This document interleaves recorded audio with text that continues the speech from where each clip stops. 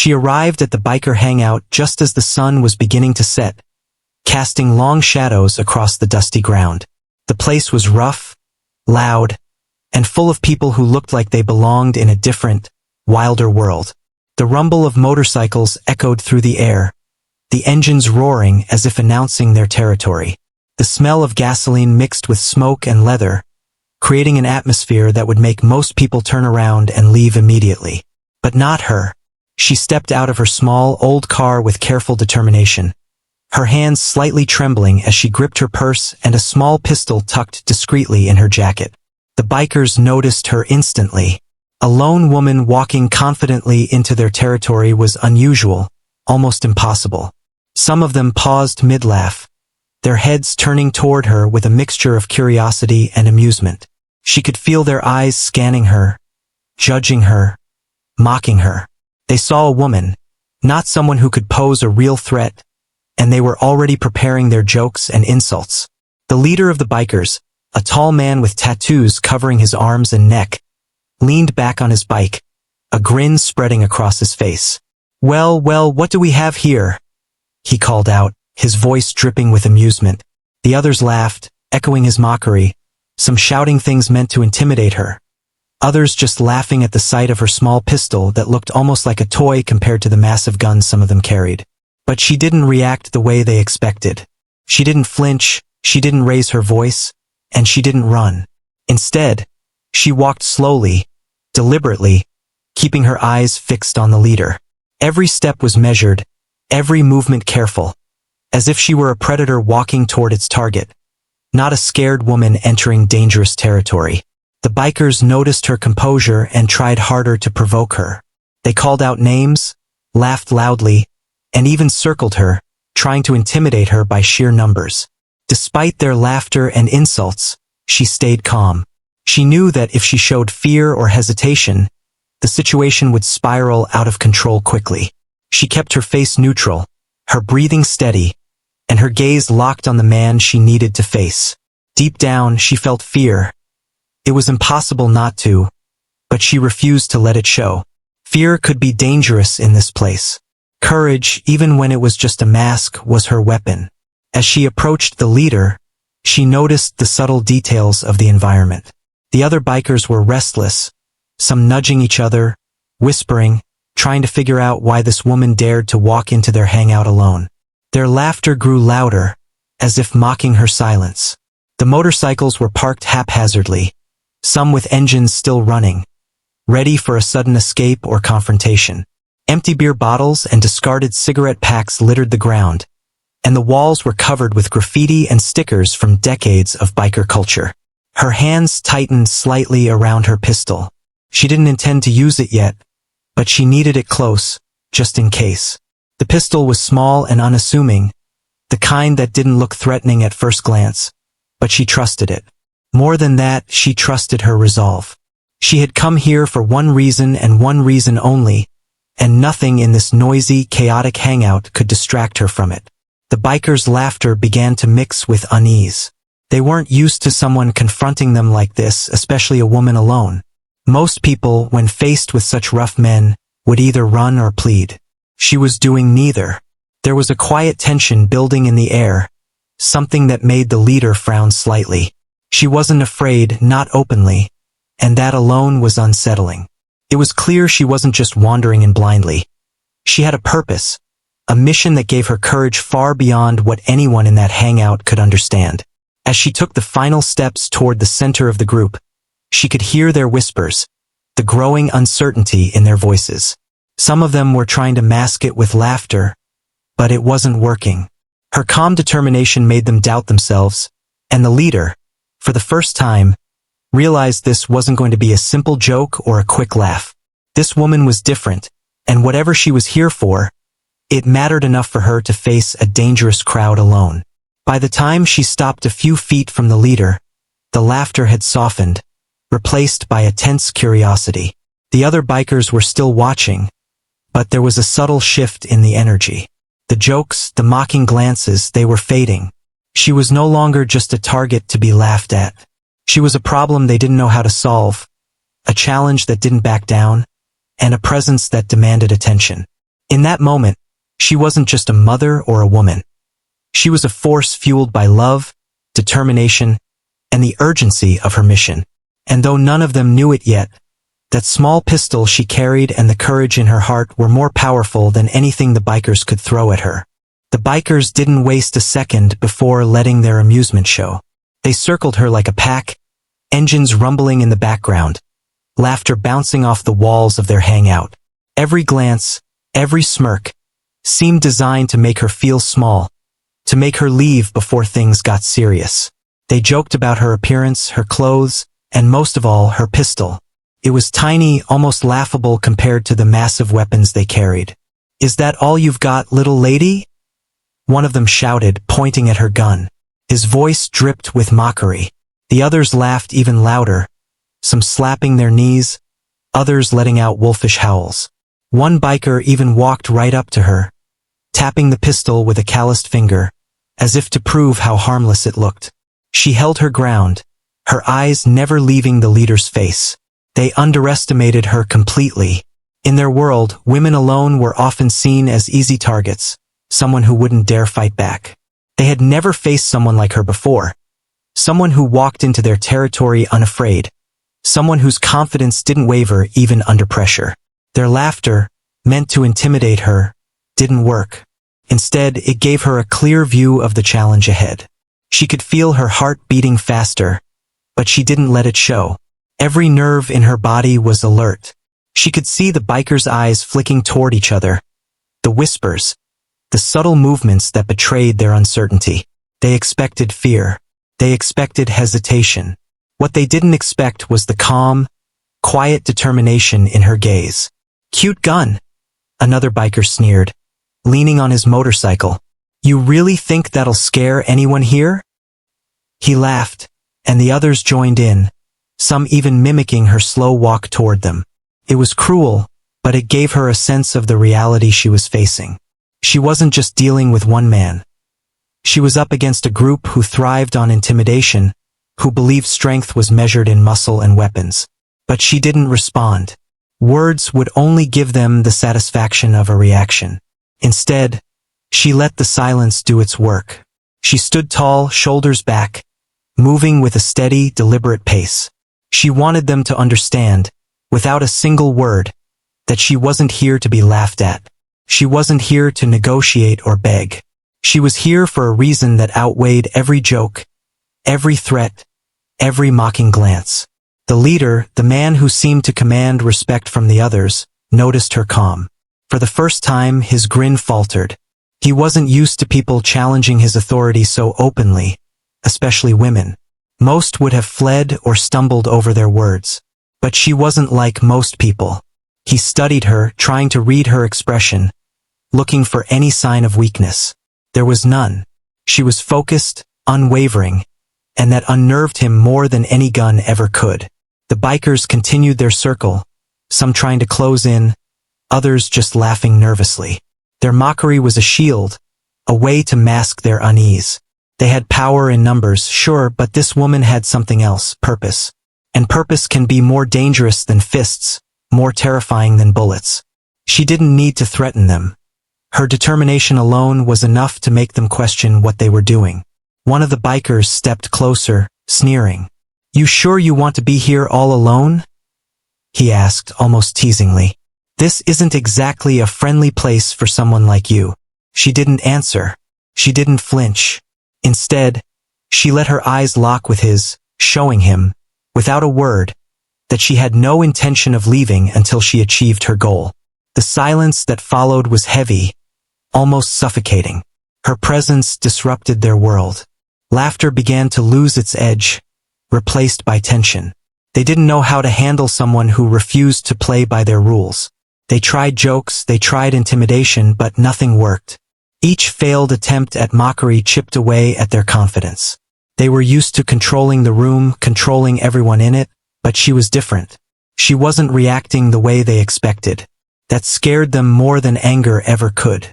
She could feel the energy shifting.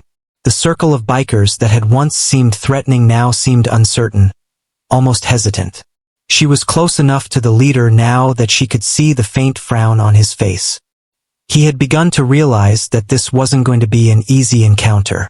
Her calmness, her courage, and the quiet strength in her posture made him pause. For the first time, he questioned whether he had underestimated the situation.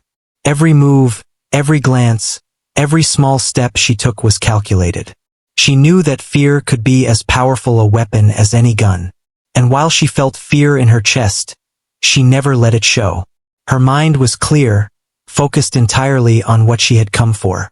She didn't need to yell or scream. Her presence alone demanded attention, forced the bikers to pay attention, forced them to realize that this was a woman on a mission. By the time she stopped a few feet from the leader, the laughter had faded significantly. The other bikers were still watching, but their mocking faces were replaced by curiosity, uncertainty, and a touch of fear. They had underestimated her, and now they could feel it. The air was thick with tension, and she could almost feel the change in their energy. She wasn't just a woman with a small gun anymore. She was someone who refused to be dismissed, someone who refused to be laughed at, and someone who would not leave without what she had come for. The air grew heavy, as if the world itself had gone quiet to watch what would happen next. The laughter that once filled the biker hangout was gone. The only sounds now were the faint hum of engines cooling down and the soft clinking of bottles as someone nervously set one down. She stood there, facing the man in charge, her small pistol hanging by her side, her eyes never leaving his. She didn't say a word. Silence was her weapon now. Every second that passed made the bikers more uneasy. They were used to noise, shouting, control. But her calm silence made them uncertain, even uncomfortable. They expected fear, maybe tears or begging. But she gave them nothing. Instead, she stood still, her breathing steady, her face unreadable. The leader leaned forward, trying to break her composure. "What's wrong, sweetheart?" he asked with a half-smile. "Cat got your tongue?" His voice carried fake amusement, but there was a tiny crack in it. He was starting to feel that something wasn't right. She didn't answer. Her silence spoke louder than any insult he could throw. The longer she waited, the more nervous they became. A few bikers shifted uneasily, looking at each other for direction. One of them whispered something, but the leader raised his hand to silence him. All eyes were back on her. She took a slow breath, her hand tightening slightly around the handle of her gun. She didn't raise it, she didn't need to. Her calmness was already more powerful than a raised weapon. She looked around the group, scanning their faces, memorizing them, trying to read who among them might be the one she was looking for. Inside, her heart was pounding. Every instinct told her to run, but her purpose was stronger than her fear. She reminded herself why she was here, why she couldn't turn back. This wasn't about courage anymore. It was about love. The kind of love that gives ordinary people extraordinary strength. Her eyes landed on one biker near the back, a tall man with a scar across his cheek. For a moment, something flickered in her expression, a flash of recognition. He noticed it too and shifted uncomfortably under her gaze. The leader caught the exchange and frowned. "You know him?" he asked sharply, his tone losing its mocking edge. She didn't reply. Instead, she took another slow step forward. The tension in the room grew thicker.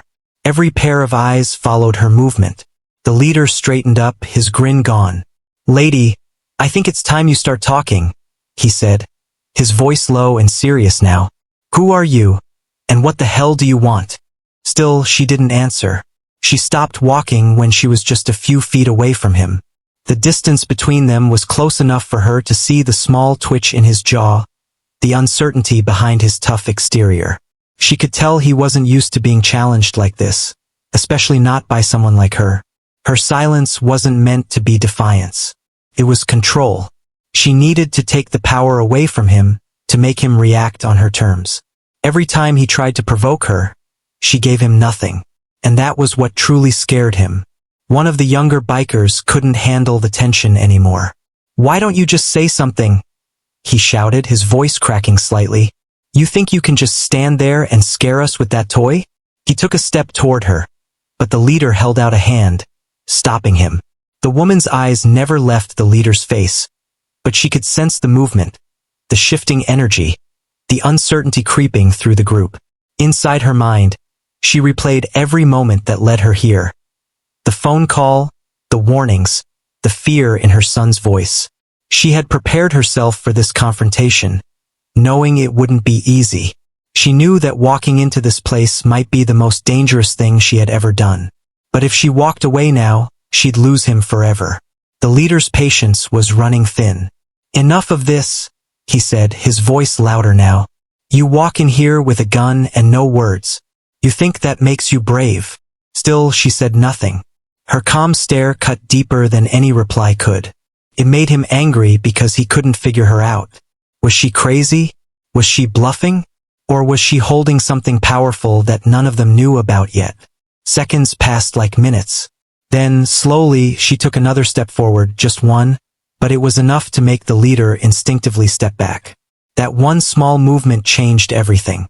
The bikers noticed it too.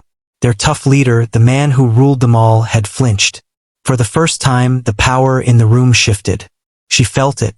She didn't smile, didn't gloat, but deep inside, she knew she was no longer the weakest person there.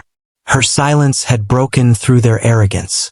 Her calmness had forced them to pay attention. Her voice, when it finally came, was quiet but steady. "I'm not here to play games," she said softly. "I'm here for what's mine." The bikers froze. Her tone wasn't angry, it was something far more dangerous. It was the voice of someone who had already decided she had nothing left to lose. The leader opened his mouth to respond, but the words caught in his throat. He couldn't explain why, but he suddenly felt that this woman wasn't someone he should be laughing at anymore. The air felt different, heavier, charged with something none of them could name. And in that moment, she knew she had their attention. Not through fear, but through the sheer force of her will. The real reason she had come here was about to be revealed. But before that, she wanted them to understand one thing clearly. She wasn't afraid of them. Not anymore. For a few long seconds, no one moved. The entire place was frozen. The bikers, who just moments ago had been laughing and shouting, now stood in silence, staring at the woman who had just spoken. Her words were soft but carried a weight that none of them could ignore. "I'm here for my son." Those 5 words changed everything. The leader blinked, as if trying to process what she had just said. "Your son?" he repeated, his voice uncertain for the first time. The bikers glanced at each other, confused. The laughter, the mockery, all of it had died instantly. Something in her tone told them this wasn't a joke. She didn't move. She didn't lower her gun or take a step back. Her eyes were steady, sharp, and full of something stronger than anger, determination. It wasn't about revenge or pride. It was about love. Fierce, unstoppable love. The leader straightened up, trying to regain control of the moment. "Lady, I think you're in the wrong place," he said, forcing a smirk. "Ain't no kid here." But she didn't buy it. Her voice stayed calm, but her eyes burned with emotion. "Don't lie to me," she said. "I know he was here. I know you took him." A murmur spread through the group. Some of the bikers exchanged uneasy looks, and she caught it instantly. She could tell which ones were guilty, the ones who couldn't look her in the eye, the ones who shuffled their feet and tried to blend into the crowd. Her instincts screamed that she was right. The leader's expression hardened. "Watch your mouth," he said, his voice dropping low. "You walk in here, point a gun, and start making accusations?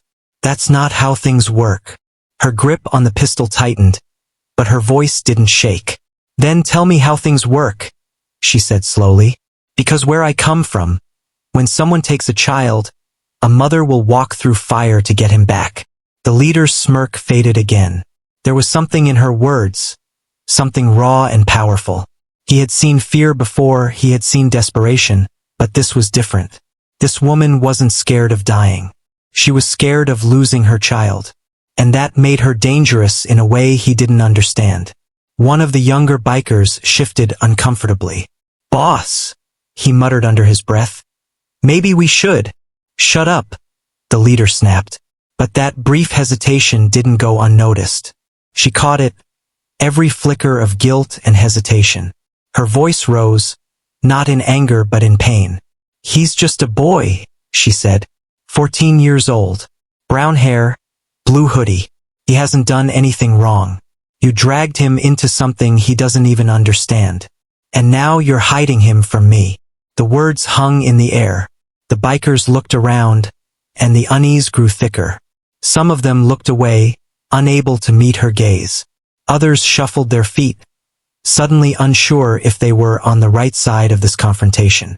The leader clenched his jaw, but his bravado was slipping. He could feel the control he once had over the situation slipping through his fingers. "Lady," he said carefully, "you need to calm down. You don't know what you're talking about." But she stepped closer, her eyes shining with tears she refused to let fall. "Don't tell me to calm down," she said, her voice trembling with emotion. "You think I came here because I wanted to? You think I'm holding this gun because it makes me feel powerful? No. I came here because I've been looking for my son for 3 days. Because nobody else would help me. Because the police said they couldn't do anything. Because every second he's gone, I feel like I'm dying." Her voice cracked at the end, and for the first time, the bikers saw her not as a threat, but as a mother. A desperate, heartbroken mother standing alone against a group of men who had no idea what she was capable of. The silence that followed was unbearable. Even the ones who had laughed earlier now stood quietly, unsure of what to say. The leader looked around at his men, trying to read their faces. He could see that some of them were questioning him now.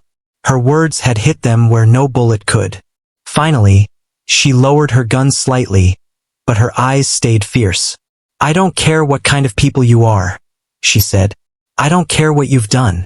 I just want my son back. You can laugh at me, threaten me, even kill me if you have to. But I'm not leaving here without him." Her words cut through the tension like a knife. No one moved. The leader, who was used to being feared and obeyed, suddenly found himself speechless. He saw no weakness in her, only an unshakable will. The kind of strength that came from love so deep it turned into courage. After what felt like forever, one of the older bikers spoke softly. "Boss," he said, not looking at the woman but at the leader, "I think we should listen to her." That simple sentence broke the leader's control completely. The atmosphere shifted again. The bikers weren't mocking anymore. They weren't laughing. They were listening. For the first time, they saw the truth behind her calm face. The pain, the exhaustion, the fire of a mother who refused to give up. She stood tall, her tears now drying, her hands steady once more. "Where is he?" she whispered, her voice softer but full of command. "Tell me where my boy is." The leader hesitated. He looked into her eyes and saw something he couldn't fight. Pure, unstoppable love. And in that moment, he knew she wasn't going to leave until she got her answer. The room fell silent after her words. Everyone was waiting for someone to speak, but no one did. The bikers who had been laughing before now looked uncomfortable, unsure where to look. The leader's smirk had completely vanished. He was staring at the woman as if seeing her for the first time, not as a stranger with a gun, but as a mother standing in front of him, shaking from both fear and courage. She took a slow breath and finally spoke again. Her voice quieter now, but filled with emotion. "You want to know why I'm here?" she said softly. "Then I'll tell you." Every biker in the room listened as she began to tell her story. Her son's name was Ethan. He was 14, quiet, smart, and kind. She had raised him alone ever since his father died in a car accident years ago. Life hadn't been easy, but they had each other, and that was enough. He was the kind of boy who always tried to help others, even when he didn't have much himself. But 3 days ago, everything changed. Ethan never came home from school. At first, she thought maybe he had gone to a friend's house. But as the hours passed, panic began to rise inside her. She called his friends, the school, and then the police. Everyone told her to wait, to stay calm, that maybe he had just run off for a bit. But she knew her son. He would never disappear like that without telling her. Something was wrong. Her voice trembled as she continued. "I didn't sleep that night. I waited by the window until morning. Every sound outside made me jump. I prayed that I'd see him walking up the street. But he never came. The bikers were silent. Some of them looked down at their boots. Others stared at her with wide eyes. Her pain was so real that even the toughest among them felt it. "The next day," she said, "I started searching myself. I walked the streets. I went to the places he used to hang out, talked to anyone who might have seen him. That's when someone mentioned a group of bikers. They said they saw a boy matching his description being taken by a man with a skull tattoo on his arm." At those words, a few bikers exchanged quick glances. The leader's expression darkened, and he clenched his jaw. The skull tattoo, it was their symbol. She had found them. "I went to the police again," she said, her tone breaking. "They told me it was dangerous, that I shouldn't get involved with people like you. But what choice did I have? You think I can just sit at home while my son is out there somewhere, scared and alone?" Her voice cracked again, and a tear finally slipped down her cheek. She quickly wiped it away, refusing to let it weaken her. "So I came here. I followed every lead, every rumor, until I found this place. I didn't come to start a fight. I came to bring my boy home." The leader rubbed a hand over his face, clearly shaken. He looked at one of his men, the one with the scar she had noticed earlier. "You," he said sharply, "you were on that run 3 days ago. You know anything about this?" The man with the scar froze. His eyes flickered between the leader and the woman, and his lips tightened. He didn't answer. The silence was enough. Her stomach dropped. She could tell from his face that he knew something. Her heart pounded as she stepped closer. "Where is he?" she demanded, her voice trembling. "What did you do to him?" The biker looked away, guilt written all over his face.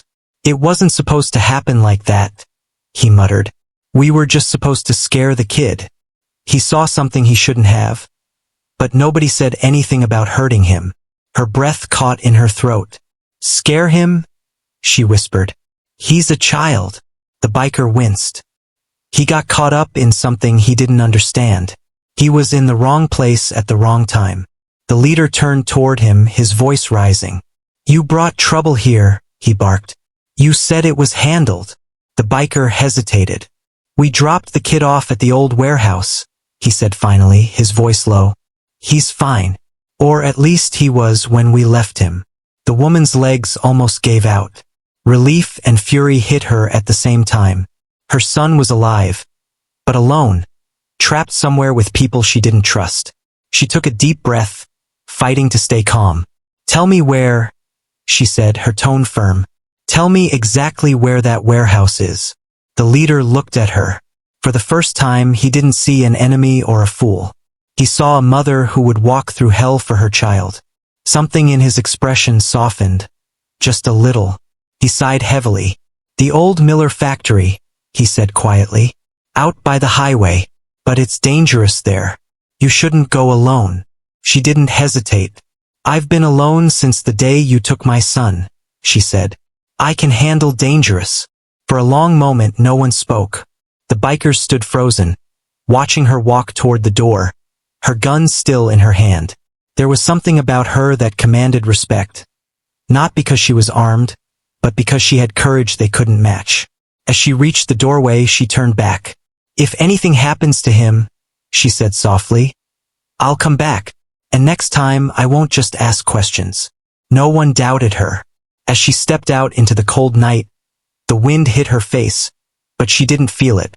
All she could think about was her son. The boy who was waiting for her, scared and alone. And no matter what stood in her way, she was going to bring him home. The woman stood still for a moment outside the biker hangout, the cold night air brushing against her face. Her heart was pounding, but her mind was clear. She finally had the answer she'd been searching for. Her son was alive, and she knew where he was. The fear that had haunted her for 3 days turned into something sharper, stronger. Determination. Behind her, the bikers were silent. The laughter, the taunts, all the mocking words, gone. None of them could find the courage to speak. The leader, who had always been the loudest voice in the room, now stood with his arms crossed, staring at the ground. He had faced cops, rival gangs, even death before, but never something like this. Never someone like her. The moment she had walked in, they thought she was weak. Just another scared woman who didn't belong in their world. But now they realized they were wrong. Her strength didn't come from guns or muscles. It came from something far more powerful, love.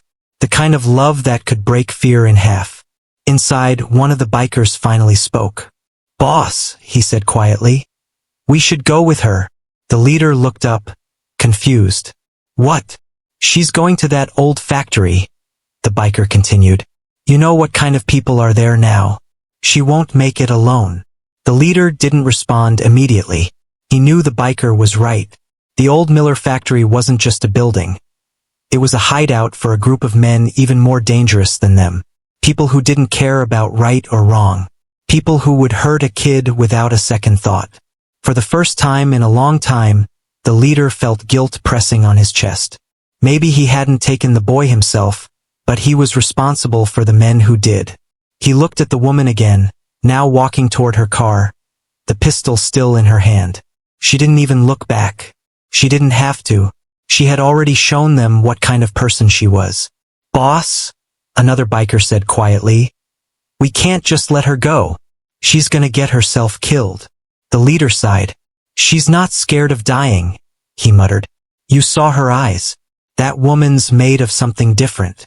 But even as he said the words, something inside him changed. He couldn't shake the image of her standing in the middle of their group, surrounded by men twice her size, refusing to back down. That kind of courage demanded respect. Meanwhile, she drove down the dark road, headlights cutting through the fog. Her thoughts raced. She could still hear her son's voice in her head, his laughter, his silly jokes, the way he used to hug her before leaving for school. Those memories kept her steady. Every mile brought her closer to him. But behind her, the sound of motorcycle engines began to rise. She looked in the mirror and saw the glowing lights of bikes following her. For a second, panic flashed through her. Were they chasing her? Then she realized they weren't. They were following her. The same bikers who had mocked her just an hour ago were now riding behind her in silence. Their faces were serious. They weren't laughing anymore. Something in them had shifted. Maybe it was guilt, maybe it was respect, or maybe it was the realization that some fights weren't about pride or power. They were about what truly mattered. At the front of the group, the leader rode beside her car for a moment. He glanced at her through the window and nodded once. She didn't smile, but she gave a small nod back. There were no words between them, but they both understood. As they reached the edge of town, the lights faded and the road turned into gravel. The old factory stood in the distance. A dark, broken building surrounded by silence. The kind of place that made your skin crawl. She parked the car and stepped out, holding her gun tightly. The bikers dismounted, forming a loose circle around her. The leader walked up beside her. "You sure about this?" he asked quietly. She didn't take her eyes off the factory. "I've been sure since the moment they took him," she said. The leader gave a small nod. "Then let's get your boy." It was strange. Just hours ago, these same men had mocked her. Now they were ready to follow her into danger. Something about her strength had reminded them of something they had lost long ago. A sense of right and wrong buried under years of violence. As they approached the factory, the leader whispered instructions to his men. The woman stayed silent, her every step filled with purpose. The bikers moved with her no longer as enemies, but as unexpected allies.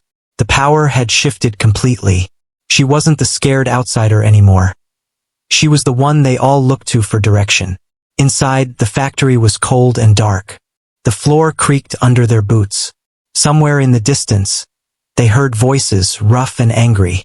Her heart pounded harder, but she didn't stop. She could almost feel her son's presence, like his fear was calling out to her. The leader glanced at her. "You hear that?" he whispered. She nodded, her voice trembling but firm. "He's here." And in that moment, everyone around her understood. This wasn't about bravery or revenge anymore. It was about a mother's promise. A promise that she would never stop fighting until she had her son back in her arms. The bikers, hardened men who had seen death and danger, felt something stir inside them.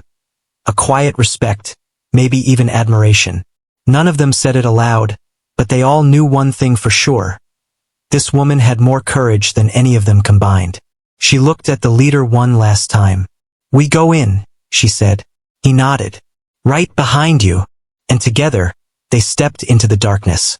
Not as enemies, but as a strange, unspoken team, led by a mother's unbreakable love.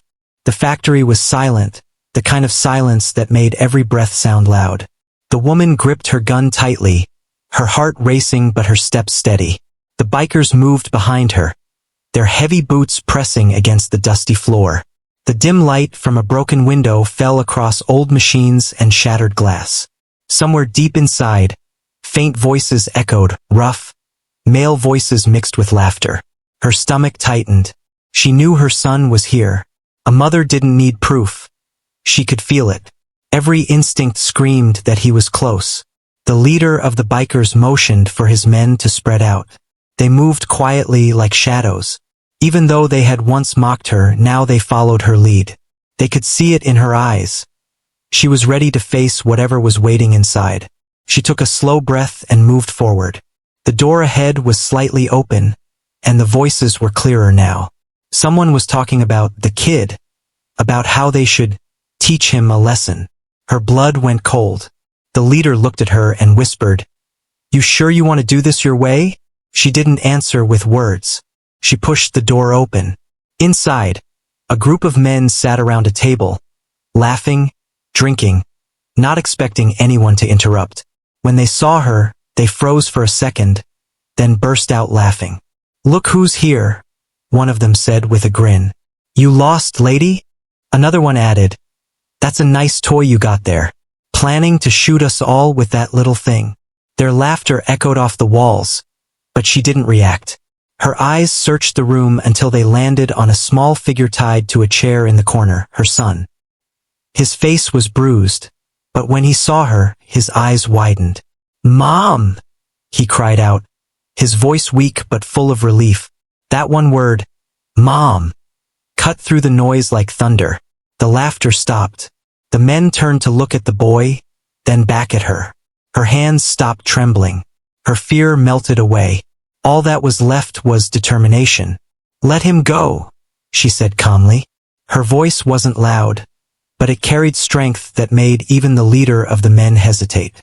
One of them smirked and stood up. "And if we don't?" he asked, stepping closer. Without hesitation, she raised the gun and fired. The bullet hit a metal pipe beside him, sending a shower of sparks. Everyone jumped back in shock. The room filled with silence again, this time heavier than before. "I won't ask again," she said, her voice low and steady. "Let my son go." The man she had shot near looked into her eyes, and for the first time he saw something that made him step back. There was no fear there, only love. A mother's kind of love, the kind that could destroy anyone who stood in her way. Behind her, the bikers stepped forward, forming a line. Their engines of chaos had now become her shield.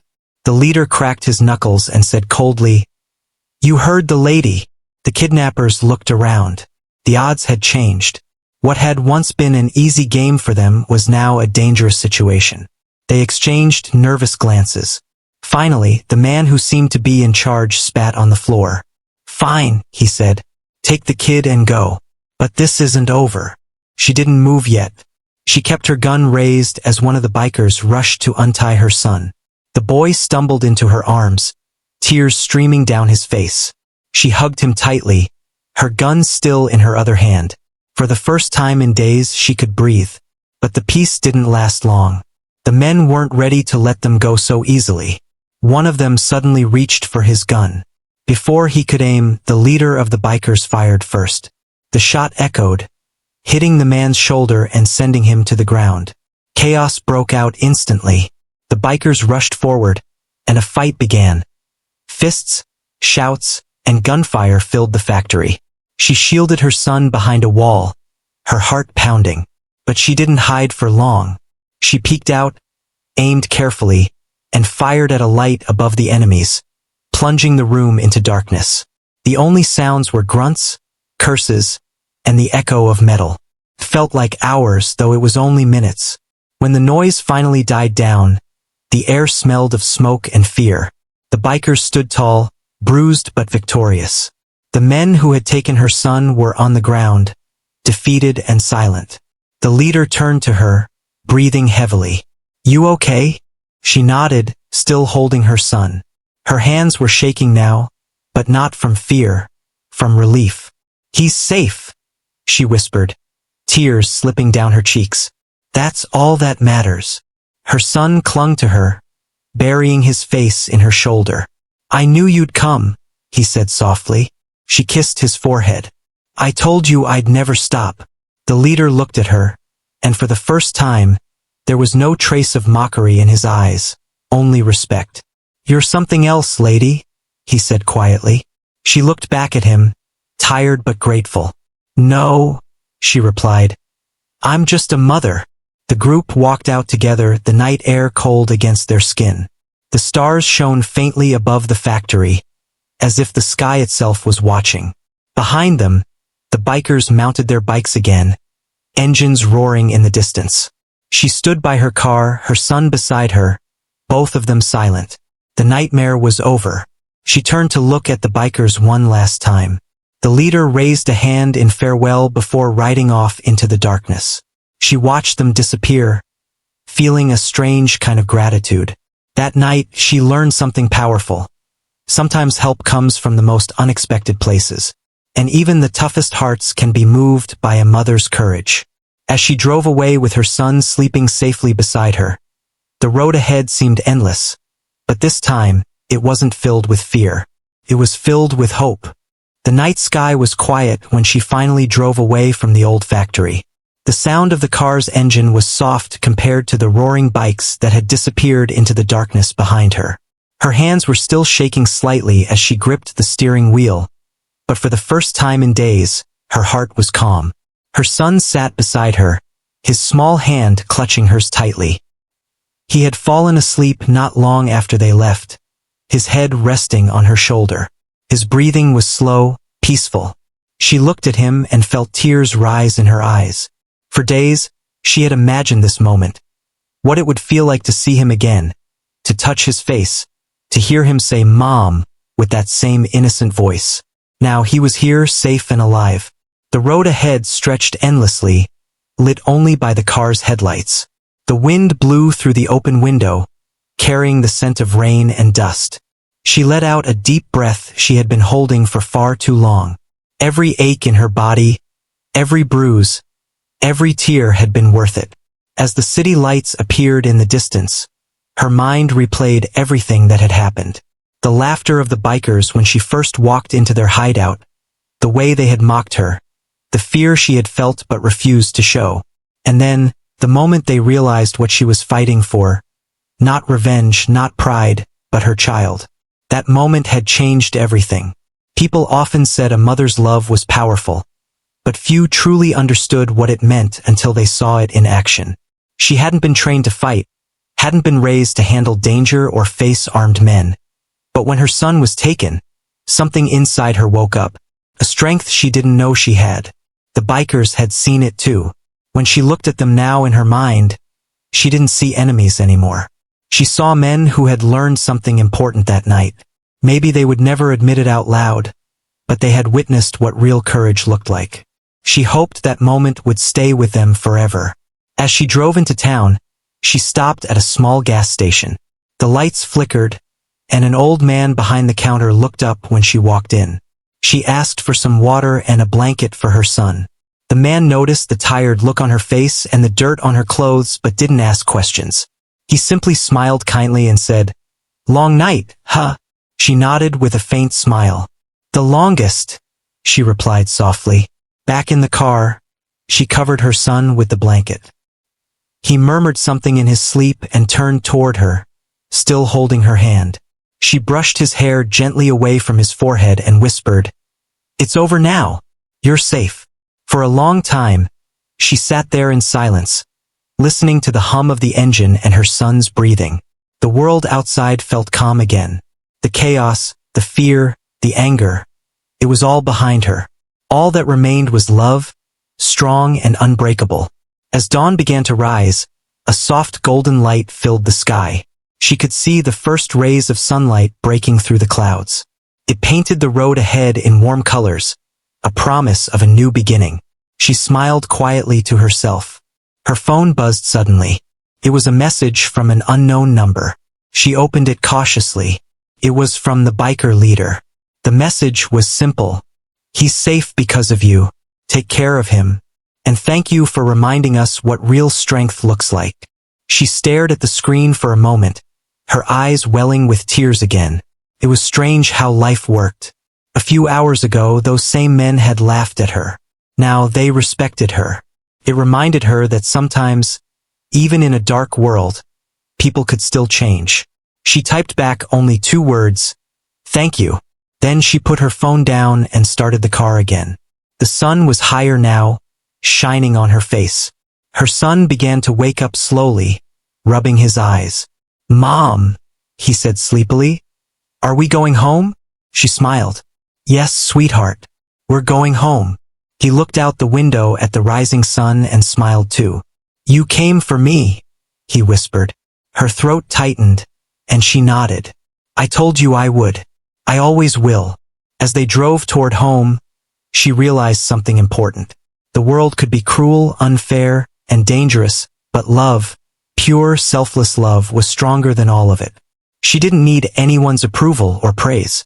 She had done what she had to do, and she would do it again if she had to. When they reached home, the small house felt different. Warmer, safer. She unlocked the door, and they stepped inside together. Her son ran straight to his room, hugging his old teddy bear. She stood in the doorway, watching him with a smile that carried both pain and pride. She walked to the kitchen, poured herself a glass of water, and leaned against the counter. Her reflection in the window showed a tired woman, her hair messy, eyes swollen. But there was something new there too, strength. The kind that didn't come from fighting or winning, but from never giving up. Outside, birds began to sing. The world was waking up again, and for the first time in what felt like forever, she allowed herself to rest. She looked toward her son's room and whispered, "You're safe now, baby. That's all that matters." Then she closed her eyes, letting the morning light wash over her face. The nightmare was over. Far away, the sound of motorcycle engines echoed faintly in the distance, as if the bikers were saying goodbye in their own rough way. She smiled softly and whispered, "Thank you," to the empty air. Her journey had started with fear and ended with peace. She had faced danger, cruelty, and disbelief, but in the end, she proved that nothing was stronger than a mother's love. And as the sun rose higher, painting the world in gold, she knew one thing for sure: she would never be afraid again.